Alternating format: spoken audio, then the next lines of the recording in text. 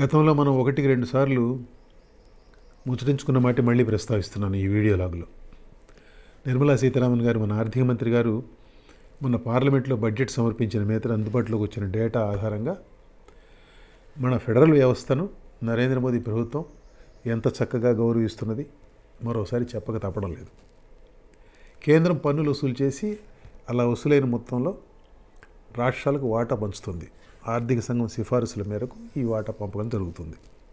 మీకు అందరికీ తెలిసిన విషయమే. కేంద్రం ఈ పన్నుల్లో భాగంగా సెస్సులు, సర్ఛార్జీలు కూడా వసూలు చేస్తుంది. కరోనా మహమ్మారి వచ్చిన దగ్గర నుంచి, ఆ పాండమిక్ టైం నుంచి ఈ వసూళ్ల ధోరణి బాగా ప్రబలింది. ఏమిటి అభ్యంతరం అని ఎవరైనా అనొచ్చు. పాయింట్ ఏమిటంటే, సెస్సులు, సర్ఛార్జీల రూపంలో కేంద్రం చేసే వసూళ్లలో రాష్ట్రాలకు వాటా పంచేది ఉండదు. పన్నుల రూపంలో కేంద్రం వసూలు చేసే ప్రతి 100 రూపాయల్లో 10 నుంచి 11 రూపాయల వరకు ఈ సెస్సులు, సర్ఛార్జీలు. 2021-22 ఆర్థిక సంవత్సరంలో ఈ వాటా అత్యధికంగా ₹13.50 పెరిగింది. తర్వాత క్రమంగా తగ్గుతూ వచ్చింది. ఎంత తగ్గినప్పటికీ ప్రతి 100 రూపాయలకు 10 రూపాయల కన్నా తగ్గదు. నిర్మలమ్మ గారు సమర్పించిన బడ్జెట్ లెక్కల ప్రకారం 2025-26 ఆర్థిక సంవత్సరంలో ఇది ₹10.97 వరకు ఉంటుంది. మహమ్మారికి ముందు కూడా ఈ సెస్సులు, సర్ఛార్జీలు ఉన్నాయి, కానీ ఈ స్థాయిలో ఎన్నడూ లేవు. గతంలో ఈ వాటా ప్రతి 100 రూపాయలకు 5 నుంచి 7 రూపాయలకు మించి ఎన్నడూ లేదు. ఇక్కడ ఇంకో విషయం మీకు చెప్పాలి. సెస్సుల పేరుతో సాగుతున్న వసూళ్ల మొత్తాలు, వాటిని ఏ ప్రయోజనం కోసం అయితే సెస్ వసూలు చేస్తున్నారో అదే ప్రయోజనానికి ఖర్చు చేస్తున్న దాఖలాలు కూడా లేవు. పోనీ అలా వసూలైన మొత్తాలను దానికి నిర్దేశించిన రిజర్వ్ ఫండ్కు తరలిస్తున్నారంటే అది కూడా చాలా సందర్భాల్లో జరగడం లేదు. కాగ్ నివేదికలు ఎప్పటికప్పుడు ఈ సంగతి చెప్తూనే ఉన్నాయి. ఆ నివేదికలు పబ్లిక్ డొమైన్లోనే ఉన్నాయి. గత 3 కాగ్ నివేదికల ప్రకారం 2020-2022 మధ్య వివిధ రిజర్వ్ ఫండ్స్కి తరలి వెళ్లాల్సిన సెస్సులు మొత్తం దాదాపు 2,19,000 కోట్లు జమ కాలేదు. పైన చెప్పుకున్నట్టు వసూళ్లలో సెస్సులు, సర్ఛార్జీల వాటా పెరిగితే ఆటోమేటిక్గా వసూళ్లలో పంపకానికి పక్కన పెట్టే మొత్తం కూడా తగ్గుతుంది.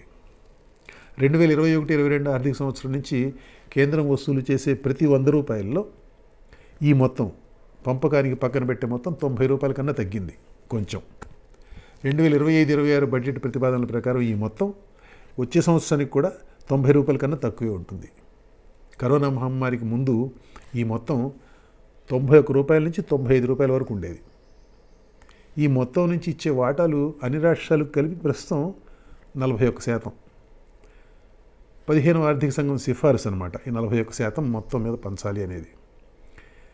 దానికి ముందు 5 ఏళ్లలో ఆర్థిక సంఘం సిఫారసు ప్రకారం 42% పంచారు. ఇందులో ఏ రాష్ట్రాలకు ఎంతెంత వాటా వెళ్ళాలి అన్నది ఆయా అంశాలపై, వివిధ అంశాలపై ఆధారపడి కొన్ని లెక్కలపై ఆధారపడి నిర్ణయిస్తారు.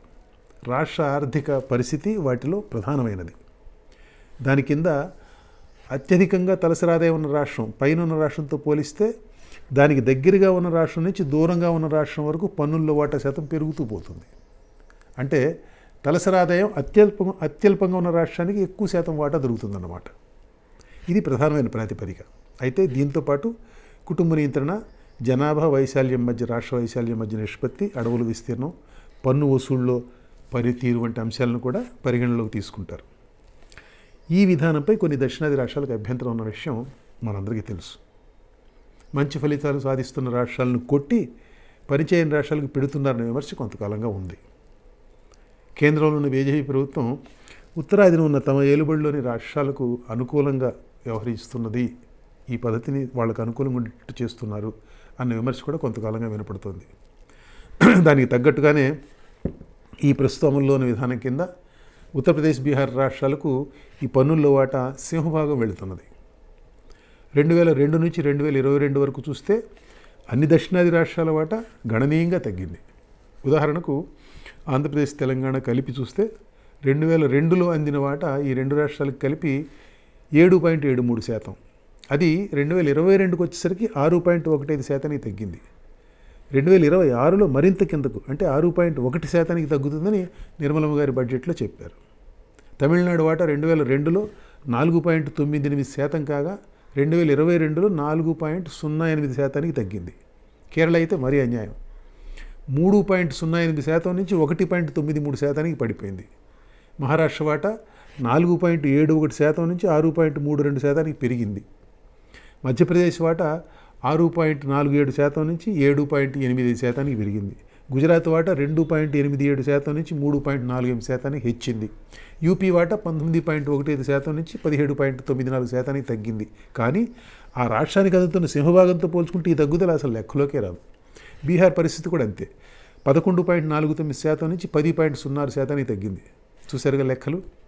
కష్టించి పనిచేసి రాష్ట్రాన్ని ఆయా రంగాల అభివృద్ధి పథంలోకి తీసుకువెళ్ళినందువలన రాష్ట్రానికి వచ్చే ఆదాయం తగ్గిపోవటం అనే విధానం ఫెడరల్ స్ఫూర్తికే విఘాతమని కేరళ లాంటి రాష్ట్రాలు ఘోషిస్తున్నాయి. అన్యాయాన్ని సరిదిద్దమని కోరుతూ న్యాయస్థానాలు కూడా ఆశ్రయిస్తున్నాయి ఆ రాష్ట్రాలు. రేపు పొద్దున్న నియోజకవర్గాల పునర్విభజనలో కూడా దక్షిణాది రాష్ట్రాలకు ఈ తరహా అన్యాయం ఎదురయ్యే పరిస్థితి. దానిని నివారించేందుకు ఏదో ఒక కొత్త ఫార్ములా తీసుకురాకపోతే పరిస్థితి జటిలంగా మారే ప్రమాదం కనపడుతోంది. బాగా పాలించడం, బాగా పనిచేయటం అన్నది శిక్షకు దారి తీస్తుంటే దానిని ఎవరైనా ఎంతకాలం భరించగలరు?